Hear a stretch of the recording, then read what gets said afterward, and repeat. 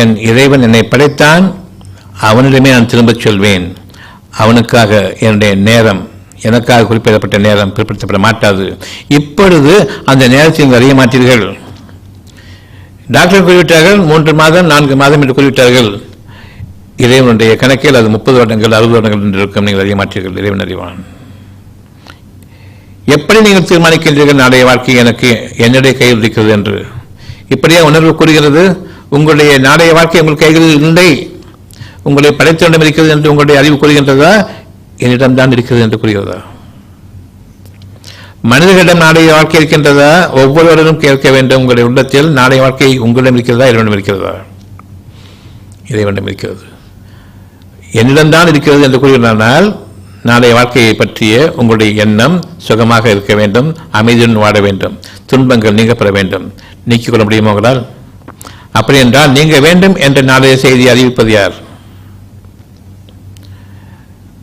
என்னிடம் இல்லை, நான் விரும்புகின்றேன், பிரார்த்திக்கின்றேன், வேண்டுகின்றேன், வேண்டும், எனக்கு நாளைய நல்ல வாழ்க்கை வேண்டும். வேண்டும் என்பது வேண்டுதல் பிரார்த்தனையாக அமைந்துவிட்டது. நிச்சயமாக உங்கள் உள்ளத்தில் உள்ளதை நீங்கள் மறைத்துக் கொண்டாலும் வெளிப்படுத்தினாலும் எந்த அளவுக்கு நம்பிக்கை கொண்டிருக்கின்றீர்கள் என்பதை இறைவன் அறிகின்றான். நான் உள்ளத்தில் உள்ளதை நம்பும் பொழுது இறைவனை ஏற்றுக்கொண்டேன். ஏற்றுக்கொண்ட பிறகு மனிதர்களிடம் கொண்டு சென்று கேட்கின்றேன். அவர்கள் இதற்கு விரோதமாக பேசுகின்றார்கள். அந்த மனிதர்கள் டாக்டர்களாக இருந்தாலும் சரி, என்னுடைய பகிரங்கமான விரோதிகள் என்று நான் பார்க்க வேண்டுமா, அல்லது எனக்கு உதவி செய்வர்கள் என்று நான் பார்க்க வேண்டுமா? பயப்பட வேண்டும். மனிதர்களை நம்பி நான் செல்லும் பொழுது என் இறைவன் என்னை கைவிட்டுவிடக் கூடாது என்று நான் பயப்பட வேண்டும். இதற்கு பேர் பயபக்தி. இறைவனுடைய வாக்கை நான் பக்தியுடன் ஏற்றுக்கொண்டேன். ஆனால் மனிதர்களிடம் சென்று நான் உதவி தேடினேன். உதவி தேடும் பொழுது அவர்கள் நாளைய வாழ்க்கை எனக்காக தீர்மானிப்பவர்கள் என்று. இது அசத்தியத்தின் பாதை. பெற்றோர்களையும் நம்பக்கூடாது, பிள்ளைகளையும் நம்பக்கூடாது, ஊர் உலக மக்களையும் நம்பக்கூடாது. மனிதர்களிடம் நாளைய வாழ்க்கையை பற்றி எந்த விதமான அதிகாரமும் கிடையாது. நாளைய வாழ்க்கை எனக்காக புதிய வாழ்க்கையாக விடிய வேண்டும். அந்த புதிய வாழ்க்கையை வானங்கள் முதலாக பூமி வரையில் நிகழும் நிகழ்ச்சிகளாக இறைவன் அமைக்கின்றான். வானங்களையும் பூமியையும் உண்மையை கொண்டு படைத்திருக்கின்றான், வீணுக்காக படைக்கப்படவில்லை. ஒரு விஷயம் உங்களுடைய மனதில் அமைக்கப்பட்டுவிட்டால் சுகமான செய்தி, நெஞ்சார நான் விரும்புகின்றேன், இது நிகழவே வேண்டும் என்று. இப்பொழுது மனிதர்களுடைய அறிவை கொண்டு உங்களுடைய வீடுகளில் உங்களுக்கு நெருக்கமாக இருக்கக்கூடிய சுகமான அந்த குடும்பத்தில் எந்த கஷ்டமும் வரக்கூடாது என்று எப்பொழுது இறைவன் அறிவித்துக் கொண்டிருக்கிறான் இல்லையா? உங்களுடைய மகிழ்ச்சிக்கு மேல் மகிழ்ச்சி, நிம்மதிக்கு மேல் அமைதி, அமைதிக்கு மேல் அந்த நிதர்சனமான உலகத்தினுடைய இன்பமாக வாழக்கூடிய அந்த வாழ்க்கை, துன்பங்கள் நீக்கப்பட்டு எந்த விதத்தில் எந்த துன்பங்களும் தெரியாது. அவ்வளவு துன்பங்கள் நிகழ்ந்தால் அந்த துன்பங்கள் நீக்கப்பட்டு அதில் இன்பமான சூழ்நிலை அமைந்தால் எப்படி இருக்குமோ அந்த வாழ்க்கை வேண்டும் என்று இப்பொழுது விரும்புங்கள். யாரிடம் இருக்கிறது இதற்கான தகுதி? உங்களிடமா அல்லது மனிதர்களிடமா? யாரிடம் இருக்கிறது?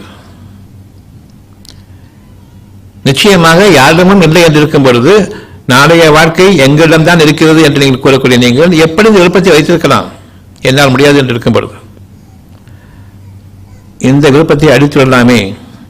எந்த காலத்திலும் என்னுடைய குடும்பத்தில் துன்பங்கள் நிகழக்கூடாது என்ற அந்த எண்ணத்தை அடித்துவிடலாம் என்று முடியுமா? இறைவன் யார் என்பது இப்பொழுது உங்களுடைய உள்ளத்தில் இருக்கக்கூடிய ஒரு செய்தியை கொண்டறியுங்கள். நான் விரும்பக்கூடிய சுகம் இங்கு இருக்கிறது. இறைவன் அளித்த சுகம் மனிதர்கள் காரணமாக இது கெட்டுவிட்டது, பாழாக்கப்பட்டு விட்டது. இறைவனை நான் தடுத்து விட்டேன், நீ ஒதுங்கிக்கொள், நான் பார்த்துக் கொள்கின்றேன் என்று. என்னுடைய சதக்கிடங்கு அறிவு என்னை காப்பாற்றும். என்னுடைய சதக்கிடங்கு அறிஞர்கள் இருக்கின்றார்கள், மருத்துவர்கள், ஸ்பெஷலிஸ்டுகள், அவர்கள் என்னை காப்பாற்றுவார்கள். அவர்களிடம் சென்று நான் முடிவாக அடைந்தது 0. என்னால் முடியாது என்று கைவிரிக்கக்கூடிய அந்த நிலை ஏற்படும். அப்பொழுது நீங்கள் வாழ வேண்டும் என்ற அந்த எண்ணம் அங்கு இருக்கும். இதுதான் வேதனையின் ஆரம்பம். சுகமான செய்தியை கொண்டு எப்படி உங்களை வேதனைப்படுத்துகிறார் என்பதை பாருங்கள். நான் உங்களுக்கு அநியாயம் செய்யவில்லை, உங்களுக்கு நீங்களே அநியாயம் செய்து கொண்டீர்கள். இவ்வளவுதான் என்னுடைய வாக்கு. நன்மையைத்தான் சொன்னேன், நம்புங்கள் என்று. சுகமான செய்திதான் கூறினேன், ஏற்றுக்கொள்ளுங்கள் என்று. மனிதர்களை நம்ப வேண்டாம் என்று கூறினேன், நம்பினீர்கள். எதை கொண்டு?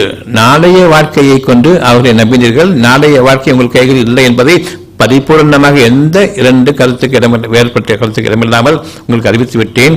நாளைய வாழ்க்கை உங்களிடம் இல்லை என்பதை, அடுத்த மூச்சு உங்களிடம் இல்லை, அடுத்தது என்ன நிகழும் என்று தெரியாது. நன்மை நிகழ வேண்டும் என்று விரும்புகின்றோம், அதன் காரணமாக நன்மை நிகழ்ந்து கொண்டிருக்கின்றது. நிகழும் நிகழ்ச்சிகள் எல்லாம் வானங்களிலும் பூமியும் இணைந்து நிகழ்ந்து கொண்டிருக்கின்றன. இவை இரண்டிலும் பதிவாகின்றன. என்னுடைய ஏற்பதிலும் என்னுடைய மறுப்பும். இறைவனுடைய வாக்கை நான் ஏற்றுக்கொண்டேனா அல்லது எனக்கு எல்லாம் தெரியும் என்று அவனை மறுத்து என்னுடைய அறிவை கொண்டு நாளை என்னுடைய கையில் இருக்கிற வாழ்க்கை என்று நான் சொல்லும் பொழுது நான் அறிவுள்ளவனா அல்லது மதிக்கட்டவனா? நாளைய வாழ்க்கை என்னை மிதிக்கின்றது என்று இன்று நீ கூறும்பொழுது நாம் அறிவுள்ளவர்களா அல்லது அறிவற்றவர்களா? என்னுடைய முயற்சியில் தான் நாளைய வாழ்க்கை இருக்கு என்று கூறும் பொழுது நான் முட்டாளா இல்லையா? மூடர்கள் சுற்றி இருக்கக்கூடிய இந்த உலக அறிவை கொண்டு நான் வாழ்ந்து விடுவேன் என்று அந்த எண்ணத்தை நாம் இன்று முதலாக கைவிட வேண்டும். இன்று என்னுடைய வாழ்க்கை மாறிவிட்டது. இப்பொழுது இந்த நொடிப்பொழுதில் மாறுகின்றது. இதை ஏற்றுக்கொள்ள வேண்டும். வித்தியாசமாக எதனையும் கூறவில்லை.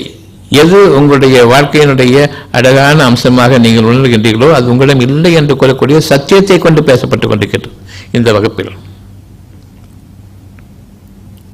உங்கள் உள்ளத்தில் உள்ளதை நிச்சயமாக அவன்தான் அந்த சத்தியத்தை இறக்கினான். அந்த சத்தியம் நிச்சயமாக அவன் படைக்க தகுதியானவன் என்பது நாம் அறிந்திருக்கின்றோம். அவன் தகுதியுள்ளவன் இல்லை என்பதை என்னுடைய அறிவின் பெருமையை கொண்டு நிராகரிக்கின்றேன்.